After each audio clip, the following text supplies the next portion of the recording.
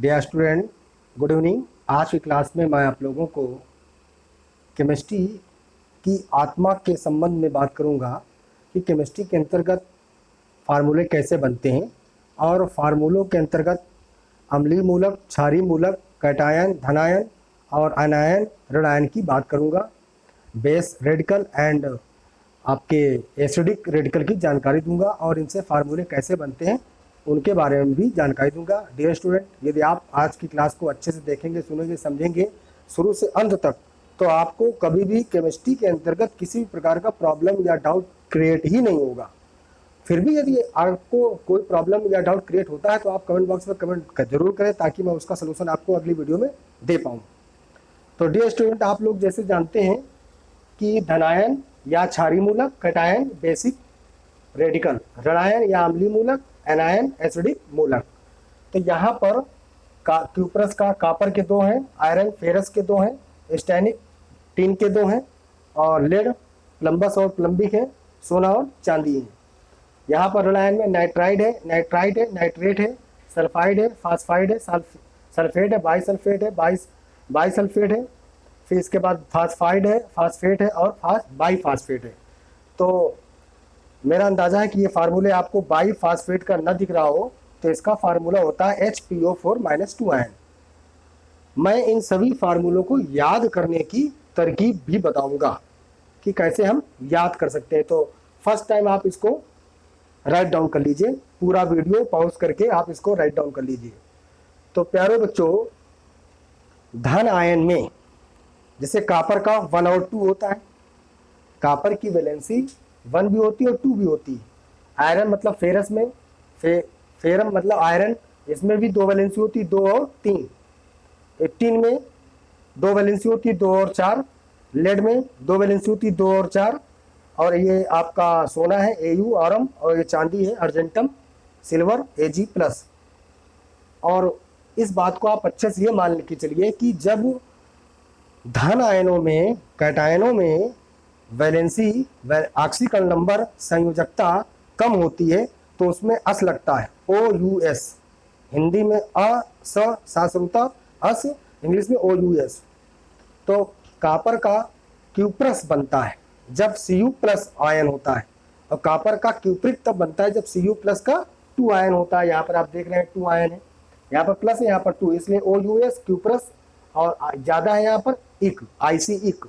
तो कम में अस होगा और अधिक में इक होगा। जैसे यहाँ पर दूसरा है फेरस प्लस का 2, फेरिक प्लस का 3, कम में अस अधिक में इक। स्टैनस और स्टैनिक प्लस का 2 प्लस का 4, 2 है तो इक, 2 है तो अस और 4 है तो इक। ये आपका प्लम्बस प्लम्बिक प्लस का 2 है तो प्लम्बस है, प्लस का 4 है तो प्लम्बिक है। तो आप समझ गए होंगे कि जब कैटायन में, धनायन में, क्षारीय मूलकों में वैलेंसी ज़्यादा होती है तो इक लगता है, वैलेंसी कम होती तो आपका अस लगता है। तो आपको जानना होगा कि Cu+ होता है, Cu+2 होता है, Fe+2 होता है, Fe+3 होता है। लेड Pb+2 होता है, Pb+4 होता है। स्टेनस Pb+2, Sn+2 होता है और Sn+4 होता है। बाकी आपका गोल्ड है, ये सिल्वर है। ये दूसरी बात, ये आपका ऋणायन में 3 बातें यूज होती हैं। आइड, IDE, आइट, ITE और ATE। इन तीनों बातों को आपको समझना है।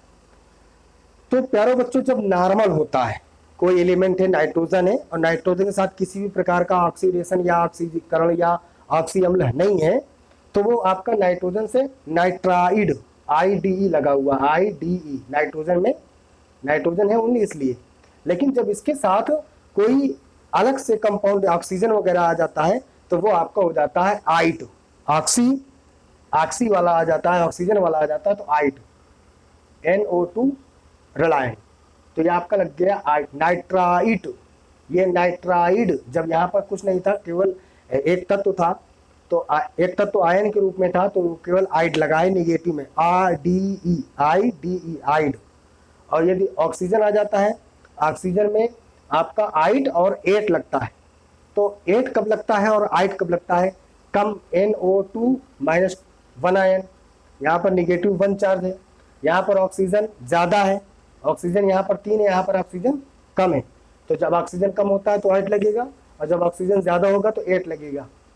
तो मैं आशा करता हूँ कि आपको ये बात समझ में आ गई होगी कि नेगेटिव आयन में अनायन में, अम्लीय मूलक में, ऋण आयन में आइड,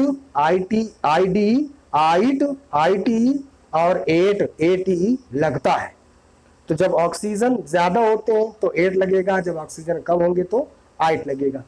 नाइट्रोजन के 3 हो गए, नाइट्राइट और आपका नाइट्रेट। इसी प्रकार सल्फाइड, सल्फर एक एलिमेंट है, ओनली -2 इसकी वैलेंसी दिखाई पड़ रही है। लेकिन जब इसके साथ ऑक्सीजन ऑक्सीजन आ गया है, ऑक्सी हो गया है, तो यहाँ पर ऑक्सीजन की नंबर 3 है, यहाँ पर ऑक्सीजन की नंबर 4 है। तो नंबर 3 होने पर सल्फाइट आईटी लगा है, और नंबर ज्यादा होने पर सल्फेट एटी लगा हुआ है। और दूसरी बात ये कि यदि हाइड्रोजन आ जाता है तो यहाँ पर जैसे आप देख रहे होंगे HSO3 ऋण आयन, O3 कम है, तो ये आपका हाइड्रोजन सल्फाइड है। हाइड्रोजन सल्फाइड भी इसको कह सकते हैं और बाई सल्फाइड भी कह सकते हैं। अगर हाइड्रोजन लगा है तो उसको हम बाई पढ़ते हैं। अब जैसे मान के चलो SO4-2 है, इसमें ज़्यादा है ऑक्सीजन तो सल्फेट है, और इसी में H लग जाए HSO4 ऋण आयन, तो ये आपका हो गया बाई सल्फेट, 8 जुड़ा हुआ है। इसी प्रकार फास्फाइड का नॉर्मल है P-3 आयन, तो फास्फाइड है। अगर इसमें ऑक्सीजन आ जाए PO4- का 3 आयन, तो ये आपका फास्फेट है। फास्फेट के बाद यदि इसी में आपका वो लग जाए हाइड्रोजन तो बाई फास्फेट हो जाएगा HPO4-2 आयन।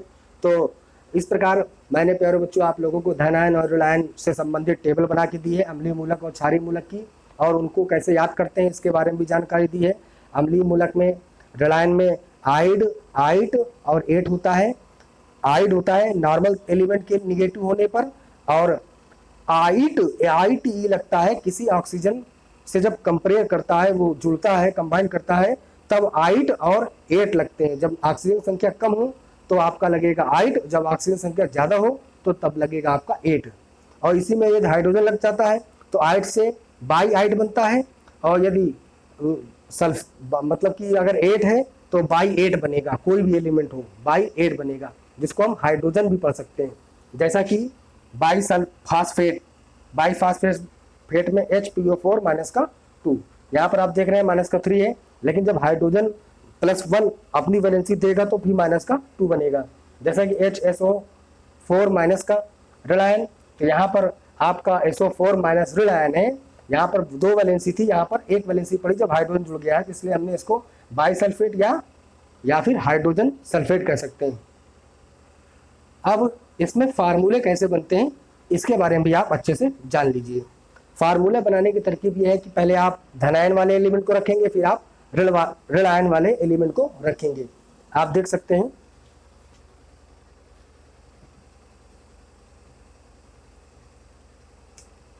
फार्मूला बनाने की तरकीब। यदि कोई वैलेंसी A पॉजिटिव का है और ये आपका B निगेटिव का है, सपोज दैट यहाँ पर X है और यहाँ पर Y है, तो किसी भी यौगिक का अगर फार्मूला बनाना है तो उसके हमें आयनों के बारे में जानकारी होनी चाहिए।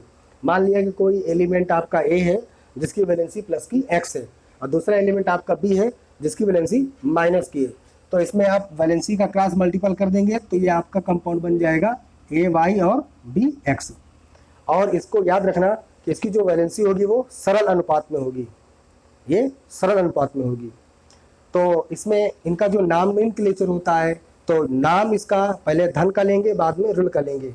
फार्मूला इसका सूत्र इसका पहले धन वाला रहेगा बाद में ऋण वाला बनेगा। आप जिसे देख लीजिए, मान लीजिए कि आपका H धन आयन है और SO4- का 2 आयन है, तो यहाँ पर जो इसकी वैलेंसी है H धन आयन और यहाँ पर इसकी वैलेंसी माइनस का 2 आयन, तो इसमें क्रॉस मल्टीपल हो जाएगा, तो H2SO4 हाइड्रोजन सल्फेट। तो इसका फार्मूला है पहले धन बाद में ऋण। इसका नॉमेनक्लेचर भी पहले धन वाले का करेंगे बाद में ऋण वाले का करेंगे। इस तरह से सपोज दैट मान लीजिए कि आपका ये सोडियम है धन आयन और Cl है ऋण आयन, तो इसका कंपाउंड बन जाएगा NaCl। तो इसी प्रकार और भी मान लिया जाए कि ये आपका इस धन आयन है और ऑक्सीजन माइनस का 2 आयन है, तो ये आपका H2O का फार्मूला बनेगा। इसी प्रकार और भी है, हाइड्रोजन धन आयन और नाइट्राइड -3, तो इसका इसमें क्रॉस मल्टीपल होगा तो क्या बन जाएगा, ये NH3। ये अमोनिया का फार्मूला बन रहा है। यहाँ पर और भी तमाम फार्मूले आप बना सकते हैं, जैसा कि मैं बात करूँ Cu+2 और H2SO4 -2, तो इसमें इसका मल्टीपल होगा तो CuSO4 यहाँ पर 2 और यहाँ पर 2, इसका सरल अनुपात होगा CuSO4, तो ये बन जाएगा कॉपर सल्फेट। अब इसी में यदि प्लस की 3 वैलेंसी होती तो यहाँ पर पूरे का होल थ्राइस हो जाता, तब इसका जब होल थ्राइस होता तो ये Cu2SO4 का होल थ्राइस, ये फार्मूला बनता। तो इस प्रकार इसके फार्मूले बनते हैं। और इसी में एक और बात होती है, ऑर्गेनिक अम्लीय मूलक क्या होते हैं, उनको भी आप देख लीजिए।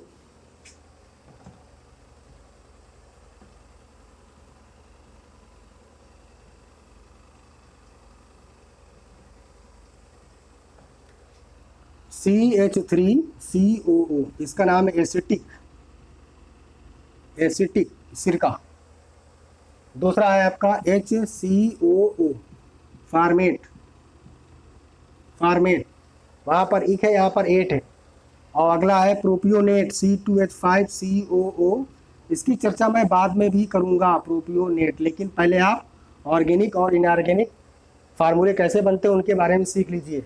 ऑक्सीलेट COO ऋणायन और COO ऋणायन, ऑक्सीलेट, या इसी को हम लिख सकते हैं C2O4 माइनस का 2 आयन, ऑक्सीलेट।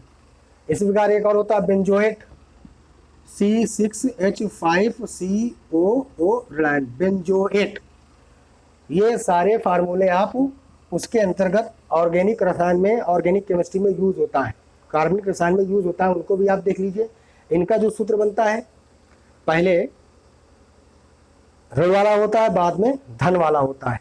इनका सूत्र जो बनता है, पहले ऋण वाला होता है, बाद में धन वाला होता है, लेकिन नॉमेनक्लेचर में पहले धन वाला कहेंगे, बाद में ऋण वाला कहेंगे। तो आप देख लीजिए, जैसे मान लीजिए कि एसिटिक अम्ल है, एसिटिक अम्ल CH3COO ऋण आयन, और यहाँ पर आपका ये सोडियम है, तो पहले ऋण है, बाद में धन है, तो इसका क्रॉस मल्टीपल यदि हो जाएगा तो CH3COO Na।